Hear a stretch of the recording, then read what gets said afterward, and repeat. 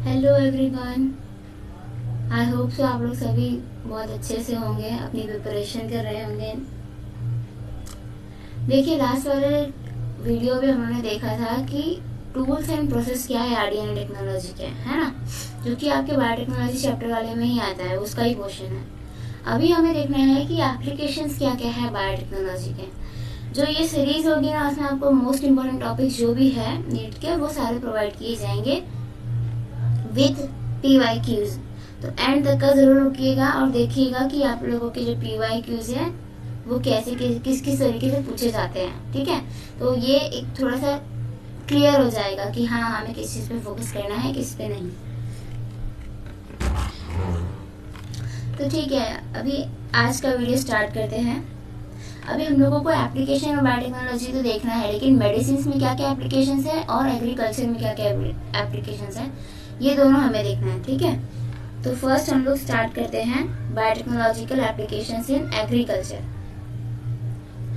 अब देखो, एग्रीकल्चर में क्या मेन पर्पस क्या होता है हमारा, फूड प्रोडक्शन, मतलब क्रॉप प्रोडक्शन, जिससे हमें फूड मिलेगा खाने के लिए। तो ये क्या होता है, 3 इसके अलग अलग अप्रोचेस है जिसकी वजह से जो फूड का प्रोडक्शन है वो इंक्रीज होता है।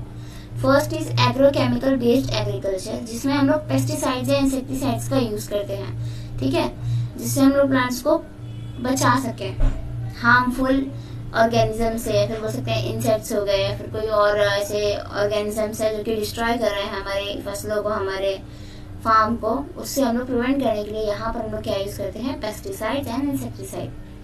नेक्स्ट आता है ऑर्गेनिक एग्रीकल्चर। ऑर्गेनिक एग्रीकल्चर में हम लोग ये पेस्टिसाइड्स का यूज नहीं करते हैं, ठीक है। हम लोग नेचुरल बेसिस पे इसको जो हमारे प्लांट्स होते हैं, जो हमारे क्रॉप्स होते हैं, उनकी ग्रोथ करवाते हैं।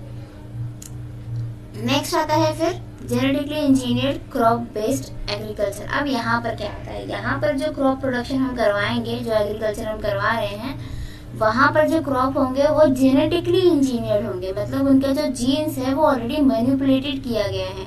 मतलब या तो जीन्स के साथ कुछ छेड़खानी की गई है, लाइक उसमें कोई एडिशन किया गया है, कोई डिलीशन किया गया है, फिर उसको रिप्लेस कर दिया गया किसी जीन को, जिसकी वजह से जो क्रॉप हमें मिला है वो ज्यादा प्रोडक्टिव हो गया है, ठीक है। तो ये 3 अप्रोचेस हैं फूड प्रोडक्शन के। अब देखो, जो ग्रीन रेवोल्यूशन, सबको पता होगा ग्रीन रेवोल्यूशन क्या होता है ना। तो ये क्या होता है, हमारे फार्मिंग वगैरह में जो हमारा एग्रीकल्चर है उसकी यील्ड को हाई करने के लिए हम लोग ग्रीन रेवोल्यूशन को फॉलो करते हैं, जिससे क्या होता है, जो फूड सप्लाई होता है वो 3 गुना ज्यादा बढ़ जाता है। लेकिन अब मुझे बताना कि हमारे इंडिया इतनी पॉपुलेशन वाली कंट्री है, ठीक है, दिन ब दिन पॉपुलेशन बढ़ता ही जा रहा है, कम तो नहीं होने वाला। तो इनके लिए क्या जितना फूड सप्लाई हम दे रहे हैं वो सफिशिएंट होगा, नहीं होने वाला है ना। तो ये क्या आ रहा है, इनसफिशिएंट हो जा रहा है, जो भी ग्रोइंग पॉपुलेशन है हमारी। तो अभी ये जो यील्ड इंक्रीज होती है, ठीक है, वो क्यों हो रही है। पहला तो ये है कि हम लोग कैसे कर सकते हैं इसको, जो क्रॉप की जो वैरायटीज है उसको इम्प्रूव कर सकते हैं, मतलब अलग अलग उसका वैरायटीज बना सकते हैं। नेक्स्ट आता है बेटर मैनेजमेंट प्रैक्टिसेस। अब देखो, जब भी हम एग्रीकल्चर करते हैं ना, तो वहाँ पर फोकस करना बहुत ज़्यादा इम्पोर्टेंट है। किस टाइम पे आपको पानी देना है, किस टाइम पे फर्टिलाइजर देना है, कितने मंथ की ग्रोथ उसको रिक्वायर्ड है, ये सारी चीज़ों पर बहुत ज़्यादा ध्यान देना पड़ता है। तो मतलब ये भी एक बहुत बड़ा इंपॉर्टेंट रोल प्ले करता है यील्ड को इंक्रीज करने के लिए। नेक्स्ट आता है use of fertiliser and pesticide. जैसे अभी मैंने बताया कि अगर तुमको फर्टिलाइजर यूज कर रहे हो तो क्या होगा, ज्यादा प्रोडक्शन होगी, अच्छी प्रोडक्शन होगी। पेस्टिसाइड्स यूज कर रहे हो तो क्या होगा, जो तुम्हारी फसल है वो खराब होने से बचेगी, है ना। लेकिन ये सारी चीजें अचीव करने में हमें प्रॉब्लम क्या आती है। और वन मोर थिंग, जो पेस्टिसाइड है उसको हम लोग एग्रोकेमिकल्स भी बोलते हैं, बिकॉज हम लोग ये यहाँ पर क्या यूज कर रहे हैं, केमिकल्स यूज कर रहे हैं। कहाँ पर, एग्रीकल्चर में, इसलिए नाम क्या है इसका, एग्रोकेमिकल्स। अब देखो, जो प्रॉब्लम है वो एक्चुअल में है क्या, जिसकी वजह से इतने सारे यील्ड इंक्रीज करने वाले रीजन भी पीछे रह जा रहे हैं। तो फर्स्ट ये है कि जो हमारे पेस्टिसाइड्स है वो थोड़े एक्सपेंसिव होते हैं, है ना, वो एक्सपेंसिव होते हैं फार्मर्स के लिए, जो कि और कहाँ पर, डेवलपिंग कंट्रीज में, ठीक है, ऐसी कंट्रीज जो फुल्ली डेवलप नहीं हुई है, वहां पर जो अंडर डेवलपमेंट है उस कंट्रीज में एग्रोकेमिकल्स जो होते हैं वो थोड़े से एक्सपेंसिव होते हैं फार्मर्स के लिए। तो ये एक प्रॉब्लम है। और जो कन्वेंशनल ब्रीडिंग होती है can not further increase yield effectively, मतलब जो हम लोग ऑलरेडी मेथड यूज करते आ रहे हैं इतने सालों से, हमारे जो ट्रेडिशंस रह रहे हैं जिसको हम फॉलो करते हैं और ब्रीडिंग्स को इंक्रीज करते हैं, वो इतनी अच्छे से इंक्रीज नहीं हो पा रही है इन सफिशिएंट अमाउंट। तो ये हो गया उसका दूसरा प्रॉब्लम, ठीक है। अभी इससे हमको डील कैसे करना है वो आगे हम पढ़ेंगे। अभी उसके पहले देखते हैं हम लोग में एक्चुअली होता क्या है, क्या कौन कौन से टर्म्स है जो आपके एग्जाम के लिए इम्पोर्टेंट है ना। तो पहली ये बात जान लो कि जो साइंटिस्ट थे, ठीक है, उन्होंने 1950 में ये डिस्कवर किया था कि जो पूरा प्लांट है ना वो एक सिंगल एक्सप्लांट से जनरेट किया जा सकता है, ठीक है। मतलब यहाँ पर बात हो रही है कि पूरा प्लांट जनरेट करना है लेकिन विद अ सिंगल एक्सप्लांट। अब ये एक्सप्लांट होता क्या है, एक्सप्लांट मतलब प्लांट का कोई भी पार्ट ले लो जिसका मतलब कोई टिश्यू होगा, उसको हम क्या करेंगे, एक स्टेराइल टेस्ट ट्यूब में ग्रो करवाएंगे। स्टेराइल मतलब तो पता होगा, मतलब डिसइंफेक्टेड जगह जो रहेगी वहां पर जो स्टेराइल टेस्ट ट्यूब है हम लोग इसको वहां पर ग्रोथ देंगे, जिसकी मदद से कोई कंटामिनेशन नहीं आएगा उसकी ग्रोथ में। और ये जो ग्रोथ हो रही है वो कहाँ होगी, न्यूट्रिएंट मीडियम में। न्यूट्रिएंट मीडियम मैंने पहले भी बताया है कि न्यूट्रिएंट मीडियम एक ऐसा मीडियम होता है जिसके अंदर हम सारे न्यूट्रिएंट्स प्रोवाइड करते हैं सो दैट जो हमारा ऑर्गेनिज्म है वो अच्छे से ग्रो कर पाए। अब देखो एक टर्म है यहाँ पर, दैट इज टोटिपोटेंसी। टोटिपोटेंसी मतलब क्या होता है, एक सिंगल सेल को लो या फिर एक सिंगल एक्सप्लांट को लो और उससे हम लोग पूरा एक कंप्लीट प्लांट बना सकते हैं, ठीक है। मतलब एक ऐसी एबिलिटी सिंगल सेल की या फिर एक्सप्लांट की जिससे आप पूरा प्लांट बना सकते हैं, उस एबिलिटी को क्या बोलते हैं हम, टोटिपोटेंसी। ये टर्म याद रखना है, ठीक है। एक्सप्लांट क्या होता है, टोटिपोटेंसी क्या होता है। फिर अभी देखो जो मैंने अभी बताया न्यूट्रिएंट मीडियम, उसमें एक्चुअल में क्या क्या चीजें होनी चाहिए जो ग्रोथ में बहुत ज्यादा हेल्प करवाती है। तो पहला है कार्बन सोर्स। कार्बन सोर्स में तुम्हारा ले लो सुक्रोज। सुक्रोज क्या है, एक्चुअल में कार्बोहाइड्रेट है जिसके अंदर कार्बन तो प्रेजेंट होता ही है, कार्बन, हाइड्रोजन एंड ऑक्सीजन। तो उसमें कार्बन सोर्स हमको कहाँ से मिलेगा, सुक्रोज वाले कार्बोहाइड्रेट से। नेक्स्ट आता है इनऑर्गेनिक सॉल्ट्स, फिर आएगा विटामिन, फिर अमीनो एसिड्स हो गए और कुछ ग्रोथ रेगुलेटर्स भी रिक्वायर्ड होते हैं ग्रोथ रेगुलेशन के लिए, ठीक है। फॉर एग्जाम्पल ऑक्सीजन हो गया, साइटोकाइन्स। यहाँ पर हम किसकी बात कर रहे हैं, प्लांट्स की बात कर रहे हैं। तो ये क्या है, फाइटो हॉर्मोन्स है ना, ऑक्सीजन हो गए, साइटोकाइन्स हो गए। तो ये साइटोकाइनिन्स ये क्या करते हैं, ग्रोथ के रेगुलेशन में हेल्प करवाते हैं। ग्रोथ को कैसे रेगुलेट करना है उसमें वो लोग हेल्प करवाएंगे। नेक्स्ट आता है tissue culture can produce thousands of plants quickly, लेकिन कैसे, माइक्रो प्रोपगेशन से, ठीक है। ये जो टेक्निक है इसे हम क्या कह सकते हैं, बहुत सारे प्लांट्स को फटाक से जनरेट, फटाक से इन द सेंस ये नहीं कि एक सेकेंड में आप लोगों ने बहुत सारे प्लांट्स बना लिए, ऐसा नहीं है।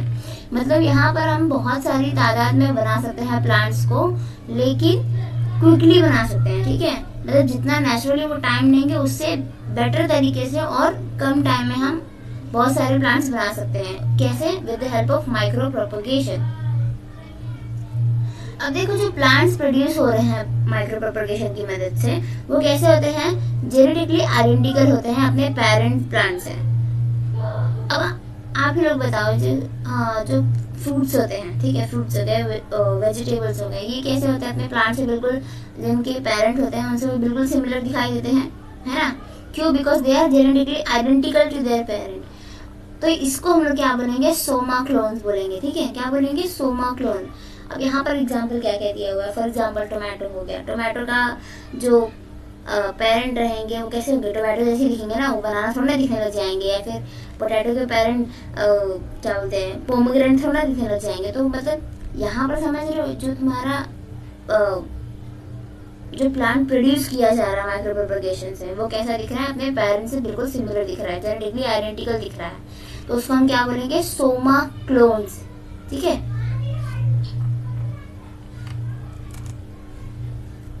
अब नेक्स्ट आता है टर्म जो कि है सोमैटिक हाइब्रिडाइजेशन। सोमैटिक मतलब क्या होता है, बॉडी के बारे में बात कर रहे हैं, बॉडी सेल्स के बारे में, ठीक है। अब यहाँ पर देखो साइंटिस्ट ने क्या किया, एक सिंगल प्लांट सेल को आइसोलेट किया, निकाला उसको, ठीक है। लेकिन वो जो सेल था वो कैसा था, विदाउट सेल वॉल था। अगर कोई सेल है जिसके पास सेल वॉल नहीं है, प्लांट सेल, ठीक है, कोई प्लांट सेल है जिसके पास सेल वॉल नहीं है लेकिन वो प्लाज्मा मेम्ब्रेन से ढका हुआ है, उस सेल को, उस पार्ट को हम क्या बोलेंगे, प्रोटोप्लास्ट। क्या बोलेंगे, प्रोटोप्लास्ट, ठीक है। अब यहाँ पर हम लोग ने क्या किया, दो अलग अलग प्लांट की वैरायटी से प्रोटोप्लास्ट को इकट्ठा किया और उसको फ्यूज करवा दिया, ठीक है। अब इससे क्या होगा, जो भी हमारा डिजायरेबल ट्रेट होगा, जो भी हम पाना चाहते हैं उस प्लांट में, वो हम अचीव कर सकते हैं। अब देखो, जो फ्यूज्ड प्रोटोप्लास्ट होता है, अब यहाँ पर एग्जांपल देखते हैं। टोमेटो का प्रोटोप्लास्ट लिया, प्रोटोप्लास्ट समझ में आया। प्रोटोप्लास्ट मतलब ऐसा सेल का पार्ट जो कि मतलब ऐसा सेल जिसके पास सेल वॉल नहीं है लेकिन वो प्लाज्मा मेम्ब्रेन से ढका हुआ है। तो टोमेटो का प्रोटोप्लास्ट लिया, पोटैटो से प्रोटोप्लास्ट लिया, दोनों को फ्यूज करवाया तो क्या बना है, पोमैटो, ठीक है। Tomato plus potato, pomato. तो ये था, इसको हम क्या बोलेंगे, हाइब्रिड प्लांट। हाइब्रिड मतलब समझ में आता है ना, दो चीजों को जोड़ के बनाने का, उसको क्या बोलेंगे, हाइब्रिड प्लांट। या फिर क्या बोलेंगे हम लोग यहाँ पर, सोमैटिक हाइब्रिड, सोमैटिक हाइब्रिड, ठीक है। और इस पूरे प्रोसेस को क्या बोलते हैं हम, सोमैटिक हाइब्रिडाइजेशन। आई होप इतना क्लियर होगा सबको। अभी देखो, ये सोमैटिक हाइब्रिडाइजेशन कितना अच्छा प्रोसेस है ना, लेकिन इसके पास कुछ कमियां थी। जैसे जो कमर्शियली हम प्रोड्यूस करवाना चाह रहे हैं, इसके पास कुछ लिमिटेशन थी, कुछ चैलेंजेस थे इसके प्रोडक्शन में, जिसकी वजह से इसको आगे नहीं लेके जाया गया। देखो यहाँ पे मैंने इमेज भी लगाया है। यहाँ पर देखो एक प्लांट दिख रहा है, यहाँ पे तुमको पोटैटो दिख रहा है, यहाँ पे तुमको टोमेटो दिख रहा है। इस पूरे प्लांट को हम क्या बोल रहे हैं, पोमैटो। और ये कैसा है, एक हाइब्रिड प्लांट है। क्या है ये, हाइब्रिड प्लांट है। आगे बढ़ते हैं। यहाँ पे देखा है हमको जेनेटिकली मॉडिफाइड क्रॉप्स, मतलब ऐसे क्रॉप जिनका जो जीनोम है उसको मॉडिफाई किया गया, इसमें कुछ चेंजेस किए गए, इसको क्या बोलेंगे हम, जेनेटिकली मॉडिफाइड क्रॉप्स। पहले तो देखो, जेनेटिकली मॉडिफाइड ऑर्गेनिज्म क्या होते हैं। ऑर्गेनिज्म मतलब इसमें प्लांट्स भी आ गए, बैक्टीरिया भी आ गए, फंगी भी आ गए, एनिमल्स भी आ गए। इनके जीन्स को जब हम अल्टर करते हैं, किसी मतलब मैनिपुलेट करते हैं, तो उस चीज को क्या बोलेंगे, जो नया प्लांट बनता है उसको हम बोलेंगे जेनेटिकली मॉडिफाइड ऑर्गेनिज्म। अब चाहे वो प्लांट हो, बैक्टीरिया हो, फंगी हो या फिर एनिमल हो, है तो ऑर्गेनिज्म, तो उनको क्या बोलेंगे हम, genetically modified organisms, GMO products बोलते हैं हम। क्या बोलेंगे, जीएमओ प्रोडक्ट्स। अब देखो, ये जो जेनेटिक मॉडिफिकेशन है, इसने क्या क्या दिया है हमें। पहला तो ये क्या करेगा, क्रॉप्स को कुछ इस तरीके से बना देगा जो कि ज्यादा टॉलरेंट होंगे अबायोटिक स्ट्रेसेस में। अबायोटिक स्ट्रेस मतलब फॉर एग्जांपल कोल्ड हो गया, ठीक है, बहुत ज्यादा टेम्परेचर लो है, उस टाइम पे भी प्लांट ग्रो कर रहा है।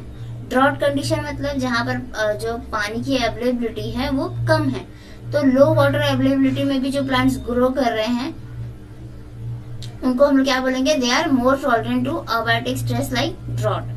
फिर आता है सॉल्ट, सॉल्ट का कॉन्सेंट्रेशन ऊपर नीचे है, उस कंडीशन में भी प्लांट ग्रो कर रहे हैं, हीट में ग्रो कर रहे हैं। ये किसकी मदद से हो रहा है, because of genetic modification.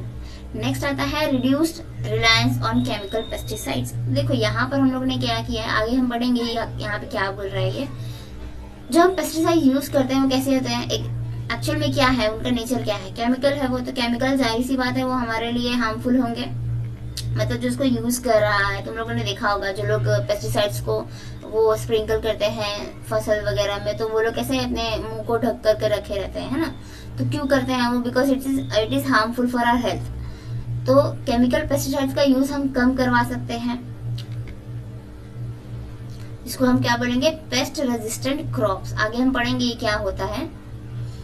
Next आता है help to reduce post harvest losses, मतलब जब हार्वेस्टिंग हो जाती है उसके बाद का जो लॉस हो रहा है उसको कम करने के लिए भी जेनेटिक मॉडिफिकेशन बहुत काम आता है। जेनेटिक मॉडिफिकेशन की मदद से क्या होता है, ये क्या कहता है, इंक्रीज करता है मिनरल यूसेज के लिए।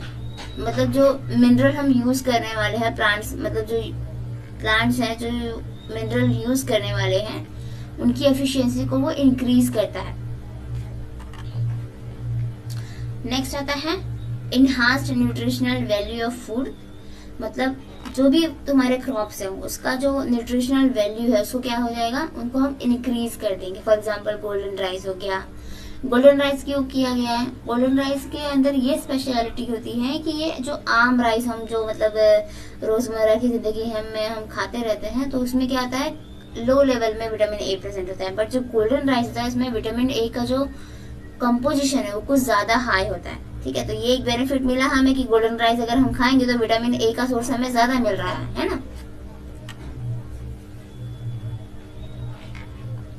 अभी देखो जीएम प्लांट्स को हम लोग यूज कर सकते हैं, मतलब कुछ इस तरीके से डिजाइन कर सकते हैं जिसकी मदद से हमें स्टार्च प्रोडक्शन में, बायोफ्यूल्स में, फार्मास्यूटिकल प्रोडक्ट्स के फॉर्मेशन में भी हेल्प करेंगे। जैसे मैंने बताया कि पेस्ट रेजिस्टेंट प्लांट्स क्या होते हैं, मतलब यहाँ पर देखो हम ऐसे प्लांट्स बना रहे हैं जिनको हमें पेस्टिसाइड देने की जरूरत ही नहीं पड़ रही है। उनके पास खुद की ऐसी एबिलिटी है कि वो लोग जो इंसेक्ट हो रहे हैं उनको वो मार दे रहे हैं। ठीक है, अगर कोई इंसेक्ट उस प्लांट पे आकर खा रहा है इस प्लांट को, तो वो वैसे ही वो मरने वाला है। ठीक है, या तो मर जाएंगे या फिर ये बोल सकते हैं कि कुछ देर के लिए वो इनएक्टिव हो जाते हैं। अब पेस्ट रेजिस्टेंट प्लांट को उन्होंने बनाया कि प्लांट जो है रहते हैं ना, ये क्या करेंगे, डिक्रीज करेंगे पेस्टिसाइड के यूज को। ठीक है, मतलब हमको क्या करना है, अब यहाँ पर पेस्टिसाइड कम से कम यूज करना है। तो ये एक बेनिफिट हुआ कि हम कम यूज करेंगे तो हमारे खर्चे बचेंगे, प्लस हमें हार्मफुल भी नहीं फील होगा, ये हमारे बॉडी में नहीं जाएगा इनहेलेशन के थ्रू, तो हमको कोई बीमारी नहीं हो सकती है। और सच बोले तो पेस्टिसाइड की वजह से बहुत खतरनाक टाइप की बीमारियां हो सकती हैं। ठीक है, अब देखो बीटी टॉक्सिन क्या होता है। बीटी टॉक्सिन एक ऐसा टॉक्सिन है जो कि एक बैक्टीरिया प्रोड्यूस करता है जिसका नाम है बैसिलस थुरिंजेसिस। ठीक है, क्या नाम है इसका, बैसिलस थुरिंजेसिस। इसको शॉर्ट फॉर्म में बोला गया है बीटी टॉक्सिन, इसकी वजह से जो टॉक्सिन प्रोड्यूस हो रहा है। अब हम क्या करेंगे, जो बैसिलस थुरिंजेसिस जो टॉक्सिन प्रोड्यूस कर रहा है, जिसको हम बीटी टॉक्सिन बोलते हैं, इसको हम क्या करेंगे, क्रॉप प्लांट के अंदर इंड्यूस करवा सकते हैं, है ना। तो इसके पास क्या एबिलिटी आ जाएगी कि ये अगर कोई भी इंसेक्ट इसको आकर खा रहा है तो ये इसके गट में जाएगा और ऐसा टॉक्सिन एक्ट करेगा, और जिसकी मदद से जो इंसेक्ट है वो मर जाएगा। ठीक है, इसकी डेथ हो जाएगी। तो इसलिए इसको क्या बोलेंगे हम लोग, क्या बना देंगे प्लांट को, इंसेक्ट रेजिस्टेंट। क्या बनाएंगे, इंसेक्ट रेजिस्टेंट। मतलब इंसेक्ट अगर आएगा तो ये इससे सेंसिटिव नहीं होगा, प्लांट को कुछ भी नहीं होगा, बल्कि जो इंसेक्ट हो वो उसकी जो तबीयत है वो खराब हो जाएगी। ठीक है, एग्जाम्पल क्या क्या है यहाँ पर, BT cotton, BT corn, rice, tomato, potato, soybean, ये सारे कुछ ऐसे क्रॉप्स है जो बायोटेक्नोलॉजी की मदद से अब तक का प्रोड्यूस करवाया गया है, जो कि इंसेक्ट रेजिस्टेंट है। ठीक है, अब देखो ये जो है क्रॉप्स है वो कैसे एक्ट करेंगे, as a bio pesticide. Bio मतलब यहाँ पे हम लोग ने देखा है कि ऑर्गेनिज्म यूज हो रहा है और वो कैसे एक्ट कर रहा है, एज अ पेस्टिसाइड यूज कर रहा है, इसीलिए मतलब एक्ट कर रहे हैं, इसीलिए हम क्या बोलेंगे यहाँ पे, बायो पेस्टिसाइड्स।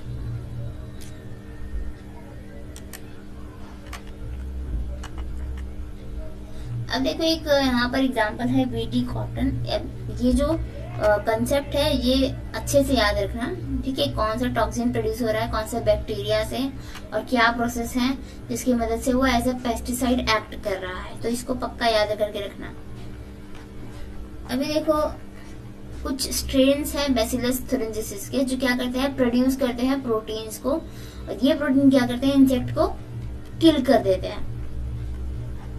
यहाँ पर कुछ एग्जांपल दिए हुए हैं इंसेक्ट्स के। देखो ये है, फर्स्ट इज लेपिडोप्टेरन्स।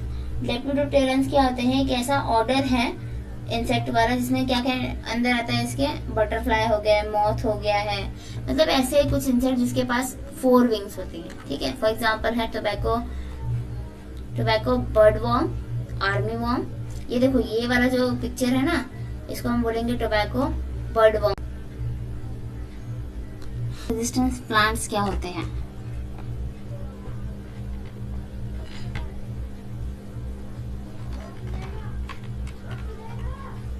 अब देखो यहाँ पे एक नीमाटोड यूज किया गया है, इसका नाम है मेलोडिगाइनी इनकॉग्निटा। ठीक है, तो ये क्या करता है, जो टोबैको का जो प्लांट है उसके रूट्स को क्या करता है, इन्फेक्ट करेगा। अब ये रूट्स को अगर इन्फेक्ट कर रहा है तो क्या जो क्रॉप की जो यील्ड है वो अच्छे से हो पाएगी नहीं, है ना, क्योंकि जो रूट्स है ये उसी को खराब कर दे रहा है, तो जो क्रॉप की यील्ड है वो क्या हो जाएगी, कम हो जाएगी। अब यहाँ पर देखो हम लोगों ने कुछ डिफेंस के लिए कुछ यहाँ पर स्टेप्स है जो हम लोग देखेंगे, क्या क्या चीजें यूज की जाती है, क्या क्या प्रोसेस यूज किए जाते हैं। पहला है RNAi।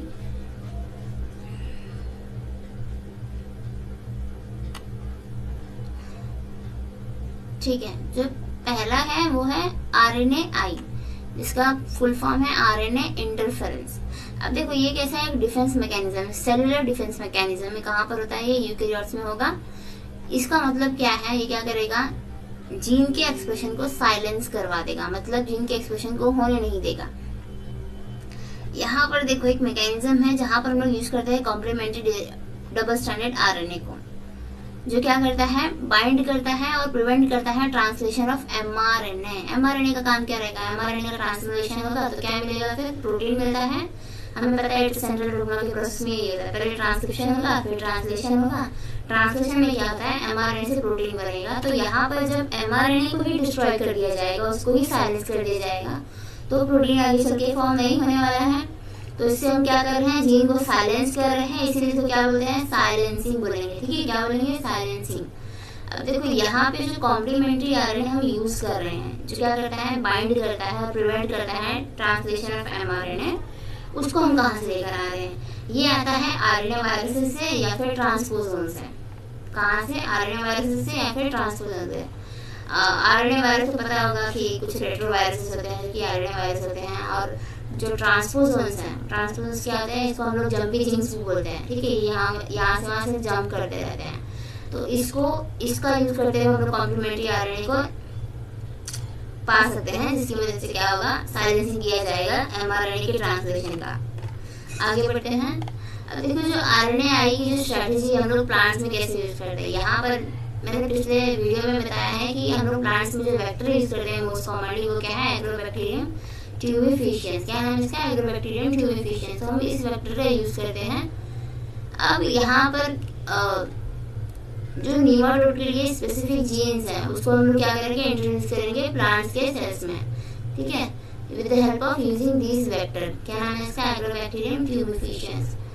अब जो इंसर्टेड डीएनए प्रोड्यूस हुआ है होस्ट सेल के अंदर, ठीक है, जो हमारा होस्ट सेल जिसके अंदर हमारा डीएनए इंड्यूस करवाया जाएगा उसको हम क्या बोलेंगे, होस्ट सेल। तो यहाँ पर क्या बनेगा, सेंस आरएनए और बनेगा एंटीसेंस आरएनए। सेंस आरएनए मतलब जो तुम्हारा बोल सकते हैं कि एंटीसेंस आरएनए जो रहता है वो क्या होता है, हमारा टेम्पलेट स्ट्रैंड होता है, जिसको हम लोग नॉन कोडिंग स्ट्रैंड भी बोल सकते हैं। सेंस आरएनए को हम क्या बोलेंगे, कोडिंग स्ट्रैंड बोलेंगे। तो ये दोनों फॉर्म होंगे। अब ये दोनों जब फॉर्म होंगे तो ये अरेंज हो जाएंगे, क्या बनाएंगे, डबल स्टैंडर्ड आरएनए स्ट्रक्चर बनाएंगे। ठीक है, डबल स्टैंडर्ड आरएनए स्ट्रक्चर बनाएंगे। अब यहाँ पर देखो इफेक्ट क्या क्या हो रहा है। जो डबल स्टैंडर्ड आरएनए था इसका हम यूज कर सकते हैं कहाँ पर, आरएनए इंटरफेरेंस के लिए। अभी मैंने बताया कि डीएनए और डबल स्टैंडर्ड आरएनए का हम लोग यूज करते हैं एमआरएनए की साइलेंसिंग के लिए। तो यहाँ से हमको डबल स्टैंडर्ड आरएनए मिल गया, जो क्या करेगा, ट्रिगर करेगा आरएनए इंटरफेरेंस को। फिर जो नीमाटोड का जो एमआरएनए था, अब उसका एक्सप्रेशन तो साइलेंस हो गया, मतलब एमआरएनए जो है वो कैसा हो गया, साइलेंस हो चुका है। तो जो पैरासाइट होगा जो बाहर से आकर उसको इन्फेक्ट करेगा, वो क्या करेगा, वो मतलब सर्वाइव नहीं कर पाएगा कहाँ पर, ट्रांसजेनिक प्लांट में। इन शॉर्ट हम यहाँ पे कर क्या रहे हैं, जो हमारा प्लांट है, ठीक है, जो टोबैको का जो प्लांट है उसमें हम लोग इंड्यूस करवा रहे हैं एग्रोबैक्टीरियम ट्यूबिफिशियंस, जिसके अंदर हम इंड्यूस करवाते हैं जीन्स को। ठीक है, उससे क्या बनेगा, डबल स्टैंडर्ड आरएनए बन रहा है। डबल स्टैंडर्ड आरएनए क्या करेगा, आरएनए इंटरफेरेंस को ट्रिगर करेगा। फिर उससे क्या होगा, ट्रांसलेशन जो एमआरएनए का है वो रुक जाएगा नीमाटोड का। फिर क्या होगा, जो पैरासाइट है वो उसमें सर्वाइव नहीं कर पाएगा, जिसकी मदद से जो ट्रांसजेनिक प्लांट है या फिर जो हमारा टोबैको का प्लांट है वो बच सकता है। इतना समझना है जो बायोटेक्नोलॉजिकल एप्लीकेशंस थे एग्रीकल्चर में। नेक्स्ट बढ़ते हैं बायोटेक्नोलॉजिकल एप्लीकेशन से मेडिसिन। अब देखो जो मोस्ट कॉमन यहाँ पर टेक्नोलॉजी है वो क्या है, आरडीएन टेक्नोलॉजी। ठीक है, ये क्या करता है, मास प्रोडक्शन करवाता है, वो भी कैसे, सेफली और इफेक्टिवली। मतलब तुम्हें अगर किसी एंजाइम का प्रोडक्शन करवाना है, प्रोटीन का प्रोडक्शन करवाना है, किसी ड्रग का प्रोडक्शन करवाना है, तो क्या करेगा, ये सेफली प्रोडक्शन करवाएगा, और वो भी कैसे, इफेक्टिवली करवाएगा। अब देखो रिकॉम्बिनेंट थेरापेटिक्स का क्या यूज है, it do not cause unwanted immune responses, मतलब फालतू के इम्यून रिस्पॉन्स को जनरेट नहीं करेगा। इम्यून रिस्पॉन्स कब जनरेट होता है, जब भी कोई फॉरेन पार्टिकल आपकी बॉडी में एंटर कर जाता है, तो जो हमारा इम्यून सिस्टम है क्या करता है, उसके अगेंस्ट रिएक्ट करता है और इम्यून रिस्पॉन्स को जनरेट करवाता है। ठीक है, तो यहाँ पर क्या होगा, अनवांटेड इम्यून रिस्पॉन्सेस नहीं जनरेट होंगे। अगर इम्यून रिस्पॉन्सेस हमारे अनवांटेडली जनरेट हो रहे हैं तो इससे भी हमें बीमारी होती है, जिसको हम लोग बोलते हैं ऑटो इम्यून डिसऑर्डर्स। क्या बोलेंगे, ऑटो इम्यून डिसऑर्डर्स। ठीक है, तो उससे हम अपने आप को बचा सकते हैं।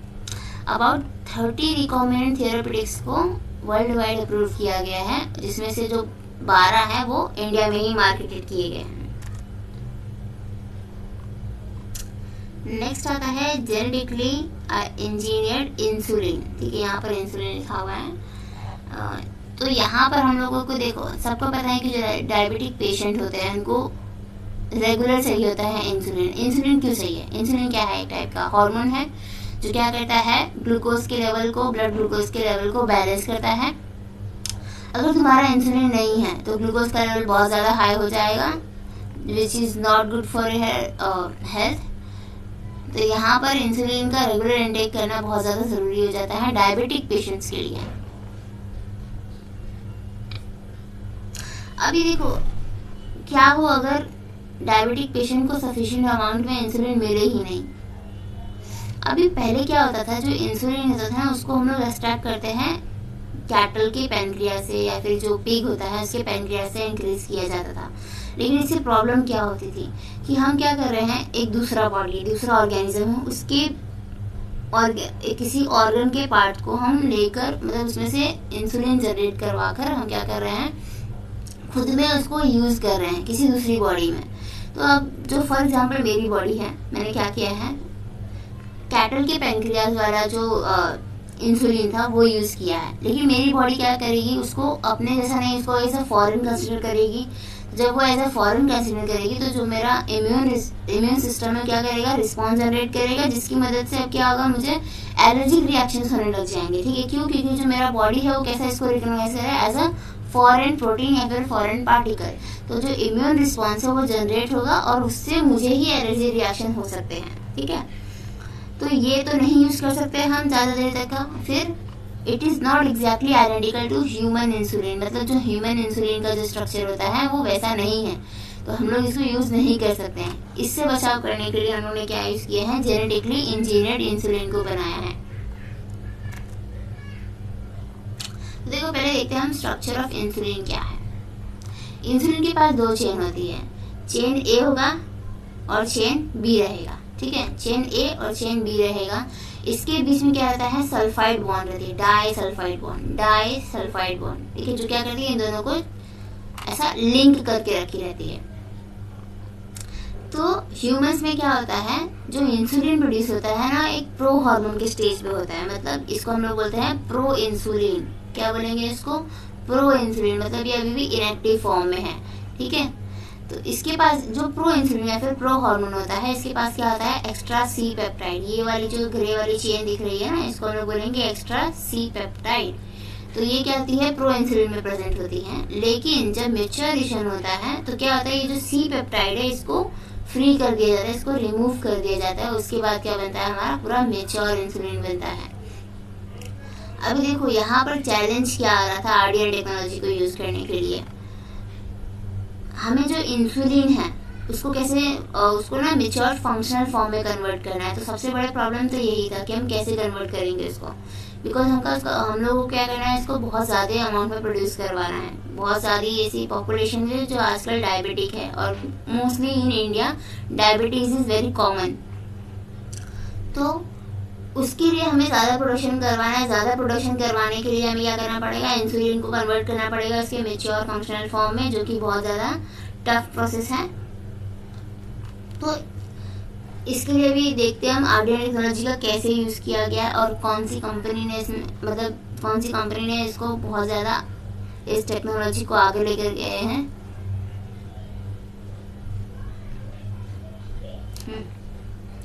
अच्छा, जो इंसुलिन है, हम लोगों को पता है कि रूट ऑफ एडमिनिस्ट्रेशन बहुत ज़्यादा होते हैं, मतलब हमारे पास हम सबक्यूटेनियसली लगा सकते हैं, हम लोग इंट्रावेनियसली इंजेक्शन ले सकते हैं, हम ओरली इसको मतलब एंगल्फ कर सकते हैं। तो ये सारे कुछ रूट्स होते हैं जिसकी वजह से हम ड्रग्स को अपने अंदर लेते हैं। लेकिन क्या हम इंसुलिन को ओरली ले सकते हैं?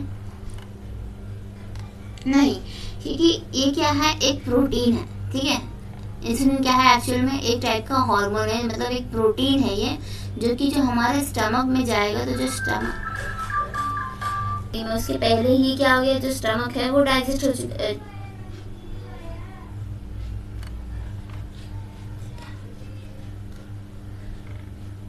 अच्छा, वन मोर थिंग, जो इंसुलिन है क्या हम उसको ओरली ले सकते हैं? देखो, ड्रग को लेने के या फिर किसी भी चीज़ को, किसी मेडिसिन को लेने के लिए हमारे पास कुछ रूट ऑफ एडमिनिस्ट्रेशन होते हैं जिसकी मदद से हम उसको अपनी बॉडी में लेते हैं। फॉर एग्जांपल सबक्यूटेनियसली या फिर इंट्रावेनसली हम ले सकते हैं, या फिर हम ओरली ले सकते हैं। लेकिन क्या हम इंसुलिन को ओरली ले सकते हैं?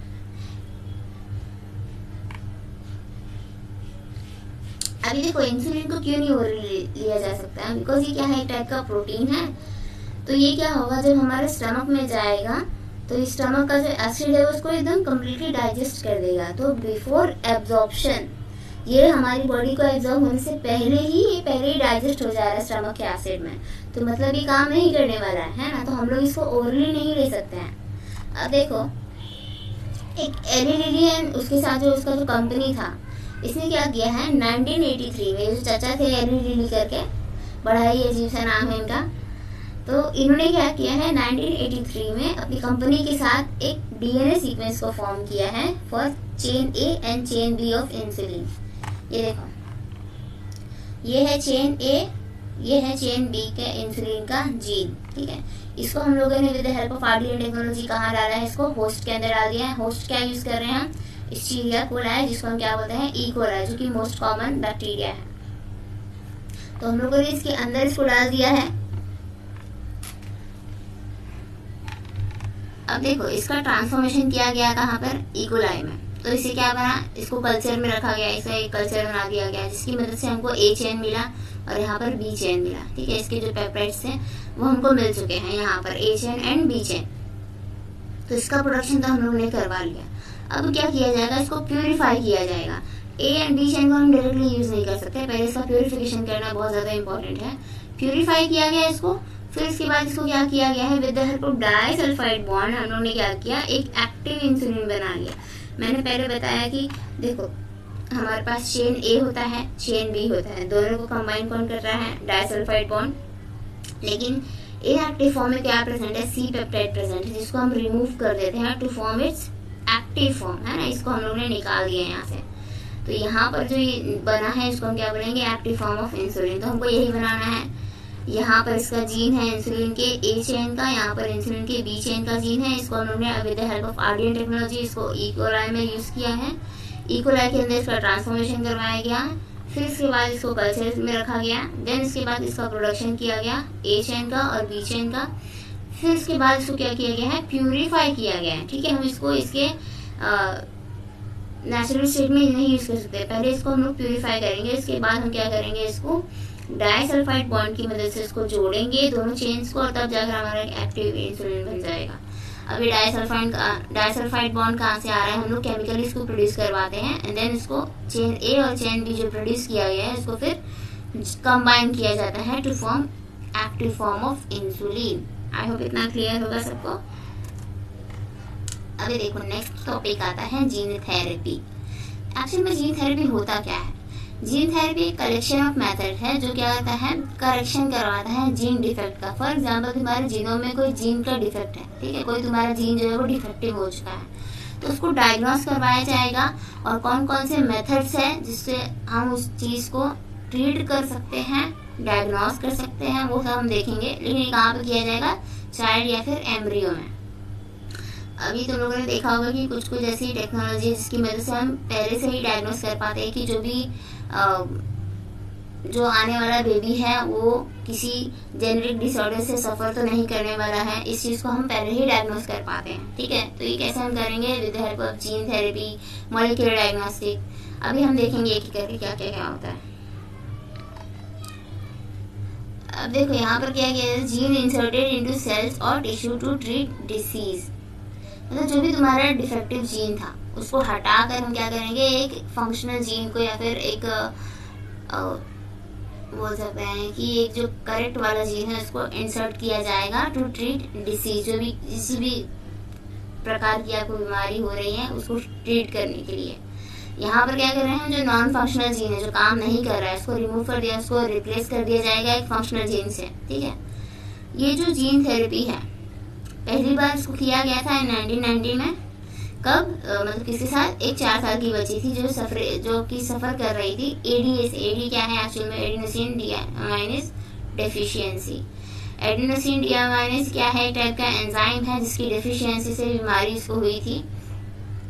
अब कॉज क्या था इस डेफिशिएंसी का, जो एडीए जीन है जो इस एडिनोसिन डिहाइड्रोजिनेज को बना रहा है उसका डिलीशन हो चुका था, तो ये एंजाइम नहीं बन रहा था, और जब ये एंजाइम नहीं बन रहा था तो इसकी डेफिशिएंसी हो गई। ठीक है, तो अब इसको हम कैसे क्योर कर सकते हैं, तो इन्होंने क्या किया, जो बोन मैरो है उसका ट्रांसप्लांटेशन किया गया। ठीक है, और एंजाइम रिप्लेसमेंट थेरेपी दी गई इसको, जिसकी मदद से जो फंक्शनल एडीए था उसको इंजेक्ट किया गया इसमें पेशेंट के अंदर, जिसकी मदद से क्या होगा, अब जो एडिनोसिन डिहाइड्रोजिनेज का जो एंजाइम है वो उसका प्रोडक्शन बनने लग जाएगा, तो अब डेफिशिएंसी इसकी दूर हो जाएगी। ठीक है, अब देखो जीन थेरेपी को कैसे यूज किया जाता है। पहले तो हम पेशेंट के ब्लड में से लिम्फोसाइट को रिमूव करेंगे, फिर इसको कल्चर में ग्रो करवाएंगे, देन क्या करेंगे, जो फंक्शनल वाला एडीए था उसको हम क्या करेंगे, यूजिंग रेट्रोवायरल वेक्टर, जैसे कि मैंने पहले ही बताया एनिमल्स में क्या यूज करते हैं हम लोग, रेट्रोवायरल वेक्टर को यूज करते हैं। तो यहाँ पर क्या होगा, जो वेक्टर यूज कर रहे हैं दैट इज रेट्रोवायरल वेक्टर, इसका हम यूज करेंगे और इसकी मदद से फंक्शनल एडीए को उसमें इंड्यूस करवाएंगे। फिर ये जो रेट्रोवायरल वेक्टर है, ठीक है, इसको हम कहाँ डालेंगे, लिम्फोसाइट्स में, then return modified lymphocytes to patient, जो लिम्फोसाइट आपने लिया था पेशेंट के ब्लड में से उसको फिर से उसके अंदर डाल देंगे, जिसकी मदद से अब जो एडीए जीन था वो क्या हो चुका है, फंक्शनल बन चुका है, मतलब इसका प्रोडक्शन अब होगा। ठीक है, उस एंजाइम का प्रोडक्शन होगा, तो डिसीज को ऐसे क्योर किया जा सकता है। ब्लड लेकिन जो क्या होता है, जो लिम्फोसाइट्स है, ठीक है, they are not immortal, patient needs repeated treated. अब जाहिर सी बात है, जो लिम्फोसाइट्स है हमें पता है कि इसका एक लाइफ स्पैन होता है, इसके उस टाइम तक ही ये सरवाइव कर पाता है, उसके बाद इसकी भी डेथ हो जाती है, इसका भी रप्चराइजेशन हो जाता है। तो इसीलिए यहाँ पर क्या बोल रहा है, दे आर नॉट इमॉर्टल, वो अमर नहीं है, उनकी भी डेथ हो सकती है। तो यहाँ पर पेशेंट को बार बार ट्रीटमेंट की जरूरत पड़ेगी। If gene is inserted at early embryonic stage then can provide permanent cure. अब जब एम्ब्रियोनिक स्टेज पे ही आप इस चीज को इंसर्ट कर देंगे तो क्या होगा, जो क्योर है वो परमानेंटली हम अचीव कर सकते हैं। नेक्स्ट आता है मॉलिक्यूलर डायग्नोस्टिक। अभी मॉलिक्यूलर डायग्नोस्टिक क्यों यूज करते हैं हम लोग, ताकि हम लोग एक इफेक्टिव ट्रीटमेंट दे सके किसी भी डिसीज को, या फिर डिसीज को समझना कैसे है। ठीक है, समझना है डिसीज को, या फिर इसको कौन सा ट्रीटमेंट दे जिसकी वजह से वो ज़्यादा बेटरली वो ट्रीट हो सके। तो ये हम कैसे करते हैं, with the help of molecular diagnostics. अभी कुछ कन्वेंशनल मेथड है, फॉर एग्जांपल सीरम एनालिसिस हो गया, यूरिन एनालिसिस, मतलब जो तुम्हारा सीरम होता है, ठीक है, ब्लड में से सीरम को कलेक्ट किया है, फिर उसका एनालिसिस किया है, देन या फिर यूरिन को कलेक्ट करके उसका एनालिसिस किया है। इसकी वजह से हम लोग, तो उन्होंने देखा होगा कि जो हॉस्पिटल वगैरह में हमारा सीरम सैंपल लिया जाता है, यूरिन का सैंपल लिया जाता है, क्यों, जिसकी मदद से हम लोग डिसीज का डिटेक्शन कर पाए कि हम कौन सी डिसीज से सफर कर रहे हैं। तो यहाँ पर ये तो कन्वेंशनल मेथड है, ये बहुत पहले से यूज किए जा रहे हैं। तो ये लोग कैसे करते हैं, it can not be possible for early detection, जल्दी हम लोग नहीं बता पाएंगे कि एक्चुअल में डिसीज क्या है। ठीक है, तो उसके लिए हम लोग क्या, अर्ली डायग्नोसिस के लिए हम लोग क्या यूज करते हैं, recombinant DNA technology, PCR reaction का यूज कर सकते हैं, एलाइजा का यूज कर सकते हैं। ये कुछ ऐसी टेक्निक्स है जो अर्ली डायग्नोसिस में हेल्प करती है। पहला है पॉलीमरेज चेन रिएक्शन। इसके पहले वाले वीडियो में मैंने बताया है फुल्ली डिटेल में कि पॉलीमरेज चेन रिएक्शन क्या होता है। उसके 3 स्टेप्स होते हैं, डीनेचुरेशन, एनीलिंग, फिर एक्सटेंशन। तो ये वाले रिएक्शन को हम यूज कर सकते हैं।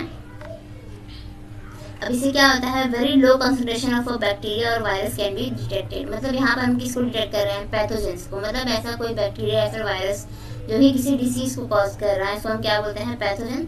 तो एक्चुअली हम कर क्या रहे हैं, पीसीआर का यूज क्यों कर रहे हैं, हम उस पैथोजन को डिटेक्ट करते हैं with very low concentration at a time when the symptoms of the disease are not yet visible. मतलब जब सिम्टम्स दिखाई भी नहीं दे रहे उस टाइम पे भी हम इसको पता लगा सकते हैं कि कौन सा बैक्टीरिया या फिर वायरस है जिसने ये डिसीज कॉज किया है। अब पीसीआर एम्प्लीफिकेशन में क्या होता है, एम्प्लीफिकेशन होता है किसका, न्यूक्लिक एसिड का, मतलब फॉर एग्जांपल डीएनए हो गया, आरएनए हो गया, इसका हम एम्प्लीफिकेशन करते हैं और नंबर ऑफ कॉपीज बनाएंगे इसकी। नेक्स्ट आता है, मतलब पीसीआर में इतना याद रखना है कि हम यहाँ पर क्या करते हैं, पैथोजन का डिटेक्शन करते हैं विथ वेरी लो कॉन्सेंट्रेशन। ठीक है, क्या वो वायरस है जो डिसीज कॉज कर रहा है, या फिर क्या वो बैक्टीरिया है, या फिर क्या है वो उसका ऑर्गेनिज्म का नेचर क्या है जो वो डिसीज कॉज कर रहा है। तो इसको पता लगाने के लिए हम पीसीआर का यूज करेंगे। नेक्स्ट आता है डीएनए प्रोबिंग। अभी डीएनए प्रोबिंग में क्या होता है, जो तुम्हारा सिंगल स्ट्रैंडेड डीएनए है फिर आरएनए है, उसको हम टैग करते हैं एक रेडियो एक्टिव मॉलिक्यूल से जो कि रेडिएशन प्रोड्यूस करता है। तो रेडियो एक्टिव मॉलिक्यूल मतलब ये क्या करता है, कभी कभी लाइट प्रोड्यूस करता है। तो यहाँ पर उसको हम क्या बोलते हैं, प्रोब बोलते हैं। अब प्रोब को क्या किया जाता है, हाइब्रिडाइज किया जाता है टू इट्स कॉम्प्लीमेंट्री डीएनए, मतलब जो भी तुम्हारा डीएनए था, ठीक है, जो भी तुम्हारा टेम्पलेट डीएनए था या फिर आरएनए था, उसका जो कॉम्प्लीमेंट्री डीएनए होगा उस पर क्या करेंगे हम लोग, प्रोब को अटैच कर देंगे in a clone of cells followed by detection using autoradiography. Autoradiography एक ऐसी टेक्निक है जहाँ पर आप डिटेक्ट करते हैं कि जो प्रोब है वो लाइट प्रोड्यूस कर रहा है या नहीं। अगर तुम्हारा लाइट प्रोड्यूस कर रहा है दैट मीन्स कि तुम्हारा ये वाला डीएनए जो है वो प्रेजेंट है या फिर आरएनए जो है वो प्रेजेंट है। तो फॉर एग्जांपल अगर तुम्हारा म्यूटेशन प्रेजेंट है तो क्या होगा, there will be no binding of probe to complementary DNA. अगर ऑलरेडी म्यूटेशन प्रेजेंट है तुम्हारे डीएनए के अंदर, तुम्हारे जीनोम में, तो वहां पर जो प्रोब है वो नहीं बाइंड होगा कॉम्प्लीमेंट्री डीएनए से। तो जो फोटोग्राफिक फिल्म होती है, मतलब जब हम ऑटो रेडियोग्राफी को यूज करते हैं तो एक फिल्म होती है, इसको हम लोग बोलते हैं फोटोग्राफिक फिल्म। वहां पर कोई सिग्नल नहीं मिलेगा आपको।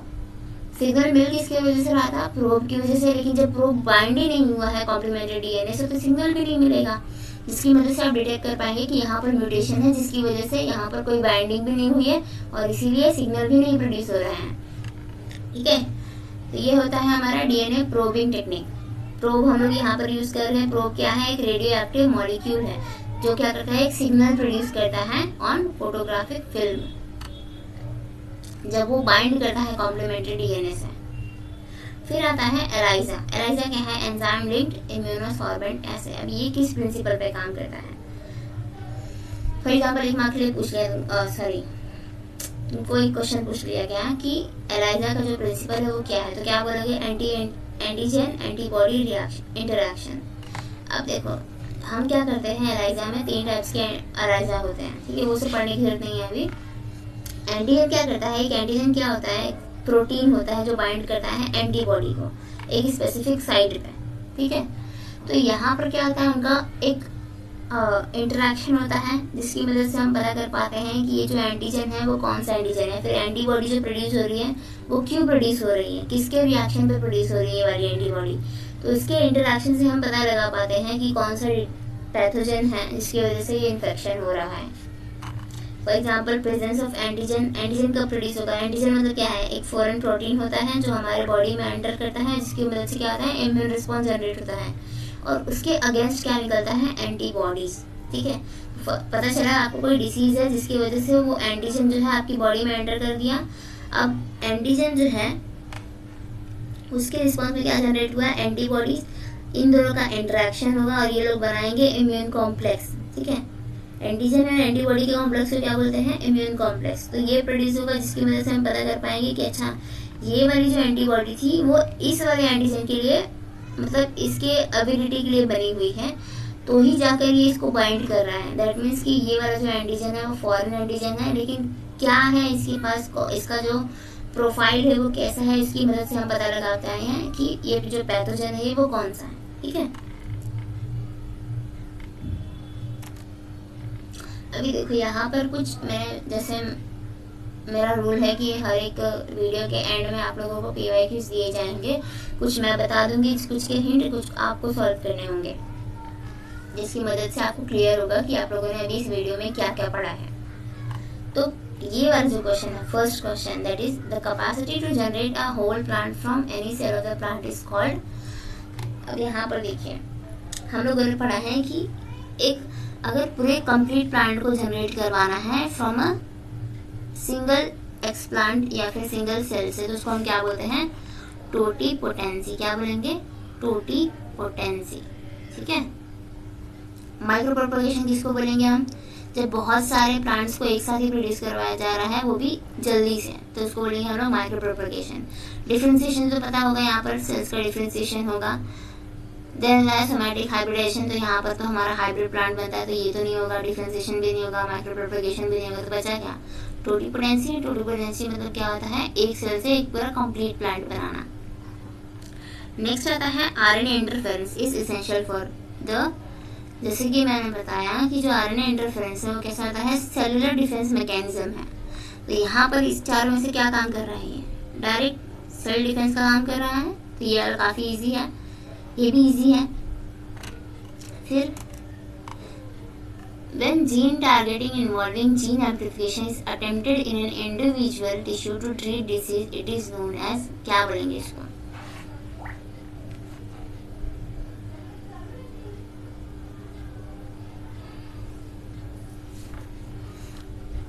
इसमें से ऐसी कौन सा प्रोसेस है जो हम लोग ने देखा है जहां पर जीन का एम्प्लीफिकेशन करवाया जाएगा टू ट्रीट डिसीज, क्या पढ़ रहे थे हम,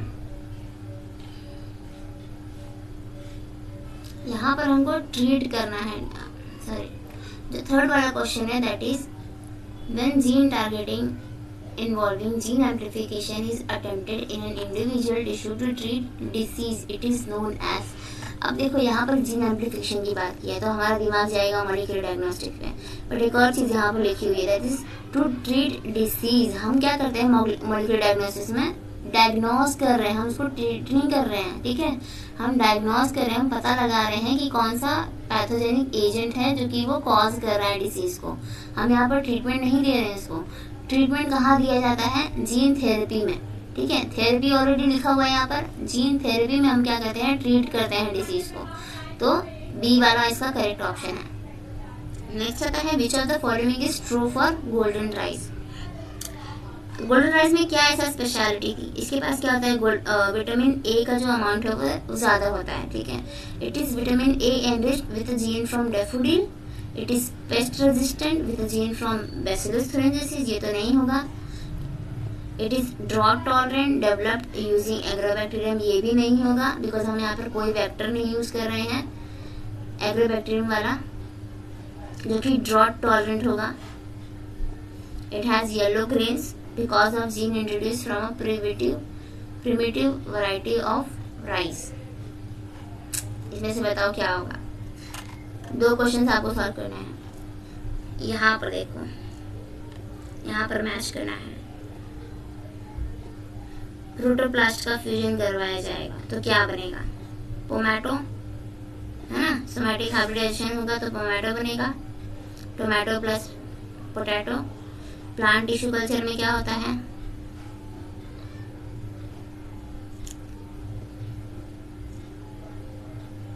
ठीक है, ए वाला क्या है यहाँ पर, ए का है 2, ए का 2 कहाँ दिख रहा है, ए का 2 यहाँ पर देखो, जो प्लांट टिश्यू कल्चर है उसमें हम क्या करते हैं एक्चुअल में, टोटिपोटेंसी को देखते हैं, मतलब एक सेल से हम पूरा होल कंप्लीट प्लांट बना रहे हैं with the help of PTC, जिसको हम लोग होते हैं plant tissue culture. Meristem culture क्या होता है, मेरिस्टेम कल्चर में क्या होगा, वायरस फ्री प्लांट्स बनाएंगे। फिर होता है माइक्रो प्रोपगेशन। माइक्रो प्रोपगेशन में हमने बताया था कि जो प्लांट्स प्रोड्यूस हो रहे हैं, फिर जो भी ऑर्गेनिज्म प्रोड्यूस हो रहा है वो कैसा है, जेनेटिकली आइडेंटिकल है टू देयर पेरेंट। तो वहाँ पर क्या बन रहा था, सोमा क्लोन बन रहा था। For example potato, tomato, apple, banana, ये सारे क्या हैं, सोमा क्लोन्स है बिकॉज ये अपने पेरेंट से बिल्कुल सिमिलर दिखाई देते हैं। तो ये वाला डी का 3 रहेगा, डी का 3 कहाँ दिख रहा है, सेकेंड वाले ऑप्शन में है ना, डी का 3। सी का क्या है, सी का 4 virus free plants.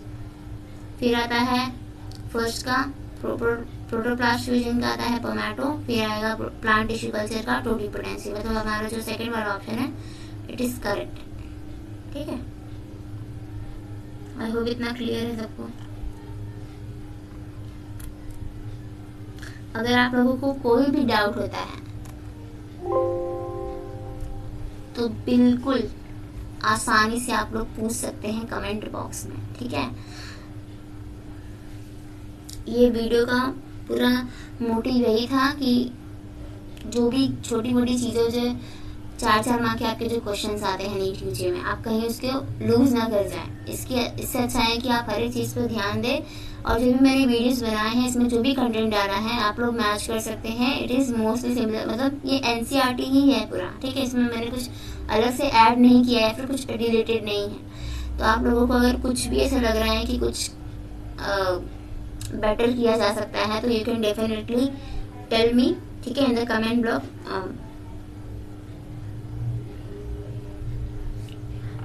Okay, thank you.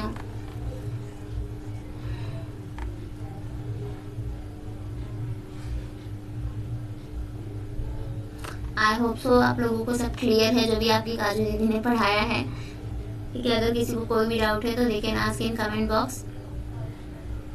और अगर पसंद आया हो वीडियो तो चैनल को सब्सक्राइब करें, लाइक करें, ठीक है। Okay, tata, bye bye, thank you.